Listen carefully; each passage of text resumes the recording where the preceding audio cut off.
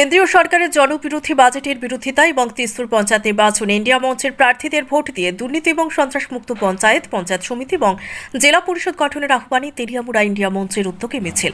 কেন্দ্রীয় সরকারের জনবিরোধী budget copy পুড়িয়ে কর্পোরেট মুখী বাজেটের বিরোধিতা করে সারা ভারত কৃষক সভা সহ অন্যান্য বামপন্থী গণ সংগঠন। মিছিল শেষে সিপিআই মহকুমা অফিসের সামনে পথসভা।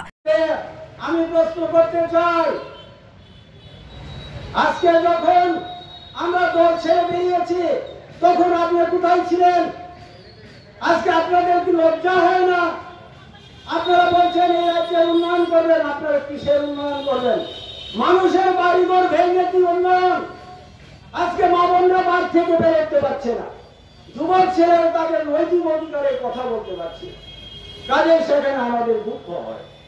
আমি যখন আমাদের এই সব দল থেকে প্রার্থী হিসাবে নির্বাচিত করেছেন, আমি সেদিন জাহাজ ঘোষণা করে আমি বলেছি, আমার মনকে আমি প্রশ্ন করেছি, সেখানে লড়াই সংগ্রাম করতে হবে।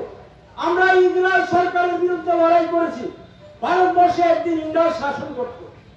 আজকে সঠিকভাবে যদি গণনা হয় আমাদের প্রার্থীরা জয়যুক্ত হবে।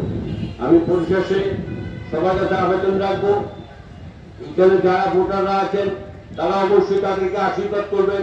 বিভিন্ন গ্রাম পঞ্চায়েতে যারা আপনাদের আত্মীয় স্বজন বন্ধু বান্ধব আছে তাদেরকে বলবেন, আর দুই একদিন একটু প্রচারে অংশ নিয়ে তাদেরকে জয়যুক্ত করার জন্য আমি আহ্বান রেখে আমার বক্তব্য। ব্যুরো রিপোর্ট, সত্যের খোঁজে 24 ঘন্টা।